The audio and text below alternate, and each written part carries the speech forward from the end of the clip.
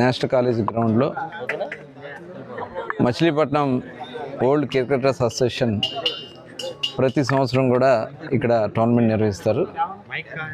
దానికి ఈరోజు ఇక్కడ గౌరవ DCMS చైర్మన్ బండి రామకృష్ణ గారు, అలాగే గోపి సత్యం గారు, అట్లాగే నారాయణ ప్రసాద్ గారు, రాజు గారు, అంజయ్ గారు, ఇంకా పెద్దలందరూ కూడా రావడం జరిగింది. ముఖ్యంగా ఈ అసోసియేషన్ ఆధ్వర్యంలో 13 సంవత్సరాలుగా ప్రతి సంవత్సరం కూడా దేశ విదేశాల్లో ఎక్కడున్నా ఈ టోర్నమెంట్కి రావడం, వాళ్ళు ఇంజనీర్లుగా, డాక్టర్లుగా వేరే వేరే జాబ్స్లో సెటిల్ అయినా వాళ్ళందరూ కూడా ఇక్కడ ప్రతి సంవత్సరం వచ్చి టోర్నమెంట్ కండక్ట్ చేస్తారు. ఈ సంవత్సరం 4 టీమ్స్ ఫామ్ అయ్యి వాళ్ళు 2 రోజుల పాటు ఈ టోర్నమెంట్ ఇక్కడ నిర్వహించడం జరుగుతుంది.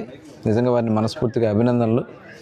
ఎందుకంటే గతంలో చిన్నతనంలో అందరూ కూడా ఇదే గ్రౌండ్స్లో national college, Hindu college, Noble college గ్రౌండ్స్లో వివిధ రూపేణ క్రికెట్లు ఆడుకుంటూ తర్వాత జాబ్స్ వచ్చి సెటిల్ అయినా ఆనవాయితీ తప్పకుండా ప్రతి సంవత్సరం రావడం. ఈ సంవత్సరం కూడా తాతారావు గారు, అలాగే విజయ గారి పేరు మీదుగా, అట్లాగే మూర్తి గారు, అలాగే మా మిత్రుడు జయంత్ లాస్ట్ ఇయర్ ఆయన కూడా కాలం చేశారు, ఆయన పేరు మీదుగా ఈ టోర్నమెంట్ కండక్ట్ చేస్తున్నారు. వారిని మనస్ఫూర్తిగా అభినందన తెలియజేస్తా ఉన్నాను. ఎందుకంటే ఇవాళ స్పోర్ట్స్ని చాలా ప్రోత్సహించాలి. ప్రభుత్వం ఒక పక్క ప్రోత్సహిస్తూ ఉంది. మొన్న కూడా మహిళా వరల్డ్ కప్ కూడా మనం గెలుచుకోవడం అనేది శుభపరిణామం. అట్లాగే మన మచిలీపట్నం నుంచి కూడా కొంతమంది ఆడపిల్లలు కూడా క్రికెట్లో చాలా ముందంజలో ఉన్నారు, స్టేట్ టీమ్స్లో కూడా ఆడుతూ ఉన్నారు. అలాగే దీన్ని పర్మనెంట్గా ఒక స్టేడియం కూడా ఏర్పాటు చేయడానికి ఆంధ్ర క్రికెట్ అసోసియేషన్ వాళ్ళు కూడా ముందుకు వచ్చారు. కొంత ల్యాండ్ ఇస్తే వాళ్ళు డెవలప్ చేస్తామని చెప్పారు. దానికి కూడా ఒక 5 ఎకరాలు మేము ఐడెంటిఫై చేసాం. రెవెన్యూలో మన కలెక్టర్ గారు కూడా దాని మీద ప్రాసెస్ చేస్తూ ఉన్నారు. త్వరలోనే ఆ ల్యాండ్ వాళ్ళకి ఇచ్చి వాళ్ళు డెవలప్ చేసి అక్కడ ఈ టోర్నమెంట్స్ కండక్ట్ చేసుకునే విధంగా ప్రతి సంవత్సరం ప్రతి నెల కూడా కొన్ని ఈవెంట్స్ కండక్ట్ చేసుకునే విధంగా కాకుండా కొంతమంది క్రికెటర్స్ని కూడా అక్కడ ట్రైన్ చేయడానికి ఈ అకాడమీ ద్వారా ఉపయోగించుకోవడం జరుగుతుంది. ఈ ఆంధ్ర క్రికెట్ అసోసియేషన్ కానీ లేదంటే సీనియర్ కొంతమంది కూడా ముందుకు వస్తాం, మేము కూడా సపోర్ట్ చేస్తామని ఆ రకంగా క్రికెట్కి పెద్దపీట వేస్తాం.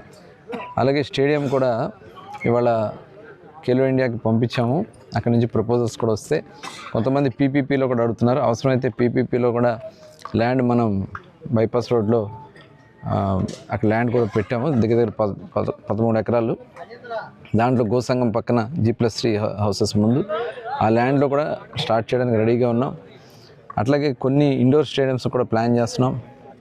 అలాగే మనకి స్కౌట్స్ ల్యాండ్ ఉంది, వాళ్ళతో కూడా కూర్చుని డిస్కస్ చేసి ఆ స్కౌట్ ల్యాండ్ కూడా వాళ్ళు ఈవెంట్ చేసుకునే వాళ్ళు ఊరుకుంటారు. మిగతా టైంలో ఇక్కడ ఉపయోగపడే విధంగా కార్యాచరణ చేసుకుని ముందుకెళ్తానని ఆలోచన చేస్తాం. ఎందుకంటే మొన్న మనం మసులా బీచ్ ఫెస్టివల్లో ఆ రోజున నేషనల్ బీచ్ కబడ్డీ టోర్నమెంట్ పెడితే చాలా మంచి స్పందన వచ్చింది.